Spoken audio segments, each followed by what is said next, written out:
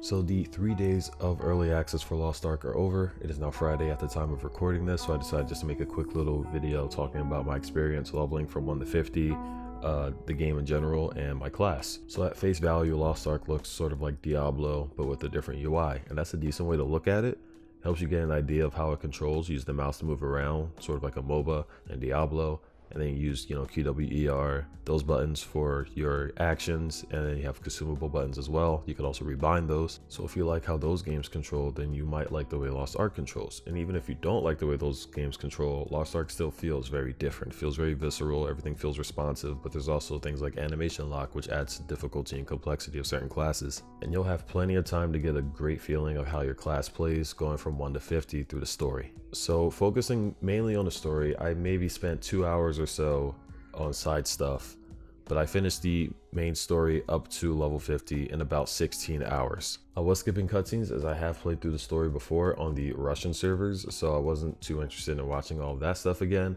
So with that, it might extend the time by maybe 2 hours. I don't know exactly, but it will extend the time quite a bit because there are some pretty lengthy and cool looking cutscenes. That's undeniable. The actual gameplay for these quests is pretty generic for an MMO. Get the quest, go here, kill this, or go here, collect this, or go do this weird task, carry this over here. So it's nothing too crazy in terms of the quest stuff, because that would require them to make like radically life-changing gameplay in order to, make the quest not monotonous the whole way through. But the set pieces, the characters, the things that you see are actually the highlight of the story. There are also some unskippable cutscenes which highlight this pretty well, showing off fantastic set pieces and also just some really intense action scenes. So there's really no lack of eye candy while you're going through the story if you need that to get through it. And going through the story is fairly linear.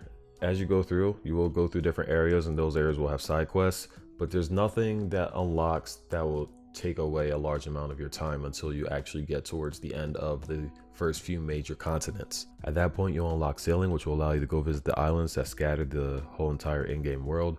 However, some of these do have gear score requirements in order to actually get anything done, so even then you might be wasting time. So it's still better to just focus on the main story until you hit level 50. And even then, when you hit 50, the whole game becomes about gear score. So at that point, you're not grinding to increase your level, you're now grinding to get materials and upgrade your gear, and that gear score is what's going to allow you to enter harder content. And that leads to one of the better aspects of Lost Ark, and that anything you do will generally benefit you towards this goal of obtaining better gear. One of the first pieces of the endgame that you unlock is called the Chaos Dungeon, and that serves as a mean of just slaughtering a bunch of enemies and getting materials and equipment so that you can progress your gear score. Each character on your roster, as they call it, will have 2 runs that they can do where more and more equipment will drop instead of just materials. After that, you get significantly reduced equipment, materials, and instead you get 2 alternative items which are used at the shop to exchange to get more materials, which have a weekly limit. So even if you use those 2 runs and you just want to keep running Chaos Dungeon because you enjoy the mindless slaughter,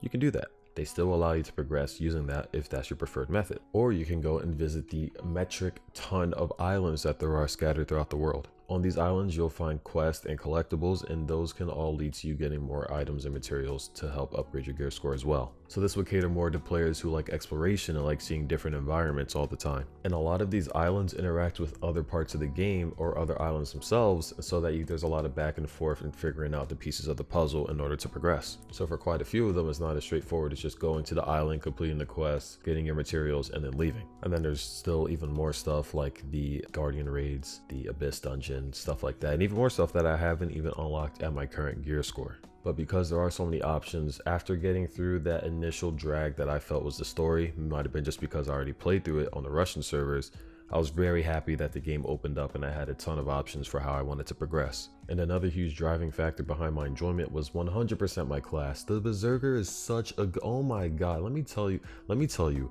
how fun the Berserker is.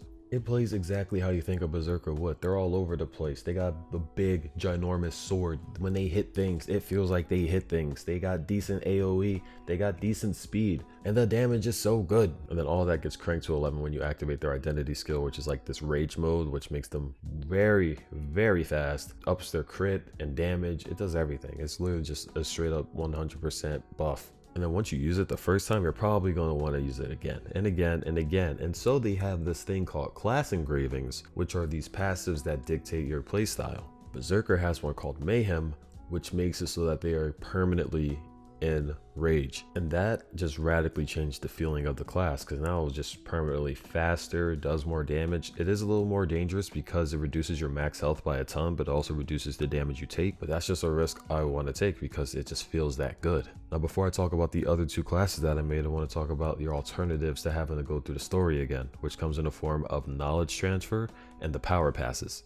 When you complete the initial set of continents in the story, and that'll end you around 50, you're going to get a power pass mailed to you. This power pass can then be used to boost another character all the way to level 50 and skip all the story up to that point, which is super good because, you know, it takes 16-20 hours per the average person to go and get through this entire story, so no one's going to want to sit through that again just for a class that they end up not liking when they get to endgame and actually get the chance to gear it. However, you only get 2 power passes. You get the second one after you use the first one. So then that's where knowledge transfer comes in.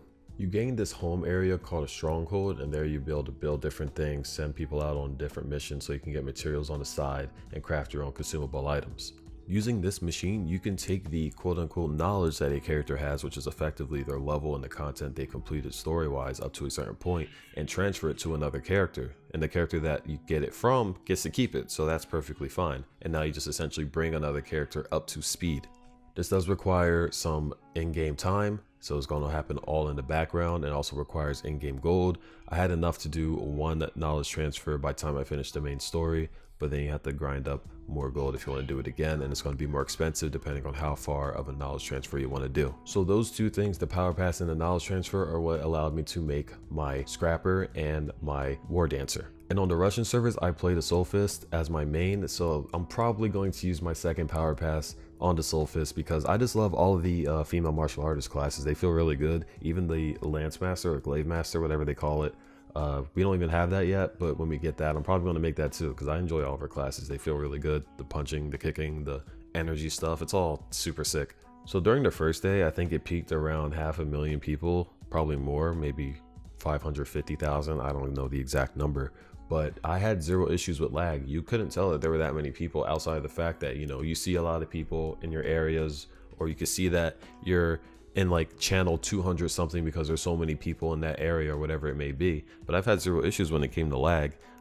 Server queues, I've ran into it once and it was only like 200 people, and that went out the way in the span of 5 minutes or so, not even. So I've had 0 issues when it comes to all that. But it does give me hope for the future of the game. They show that they do have stable servers, just not super duper huge servers that can, you know, hold 500,000 people all at once or anything like that. We do have queues. They did lock up servers for the foreseeable future. Like my server is one of the servers that was locked, so no one will be able to join a server and make new characters. All of us that are here can still make new characters, so we can still have our ults and stuff like that, because, you know, it's not adding another person, it's just the same person using a different character, so that's whatever. In terms of bugs, obviously I haven't found any game-breaking bugs. I haven't found anything that crashed my game or anything like that. I did find a couple of weird little text issues, but that's minor in the grand scheme of it all. But if there was something I wanted to voice my complaint about, which is something that's probably going to never change because I think that's just how the game has been since its conception, is what works as like an individual character type deal and what works as the whole roster. For example, your friends list, that is per character, and then they have a separate list that is for the whole roster. So if there's people that you made friends with on a specific character and you don't want to like know them, then you can add them as the character's friends. Or if there's people that, you know, you play with all the time, like on Discord or something like that, you can add them to your roster friends list, and that applies to all of the characters, sort of like an account friends list. The part that really gets me is when it applies to guilds, because now I have my Berserker, which was the first character I made in a guild, but then what if down the line I find another class that I really like, I like it even more than Berserker, and I want to focus on that, and I'm going to spend most of my time playing that for content.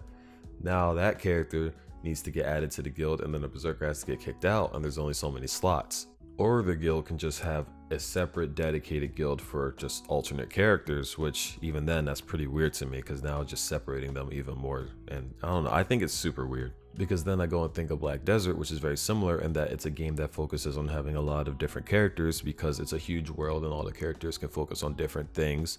And then they have their own system where you can join a guild, but now it's account wide, and every character you switch to, they're all part of the same guild. And as far as I can tell, in Lost Ark, there isn't anything that could be used and abused for having all your characters count under one umbrella when you're in a guild. Maybe this is something that can pop up further down the line. I know every character has access to their own separate dailies and weeklies, and I know there's guild dailies and weeklies as well, but maybe they could just instead, I don't know, still just have it count account-wide and up the rewards a little bit.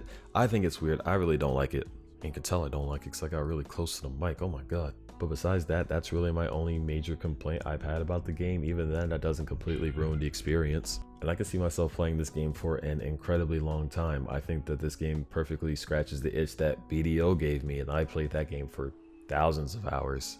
So that's how I feel, just something I wanted to throw together while waiting for these servers to come up eventually, hopefully, maybe, who knows. I've been streaming a lot of my experience over at my Twitch channel, twitch.tv/Jalen, come on over. Expect a lot of Lost Ark stuff from me most likely, because this is probably going to be the only thing I play for an extremely long time. Maybe I'll sprinkle some stuff in between if I can.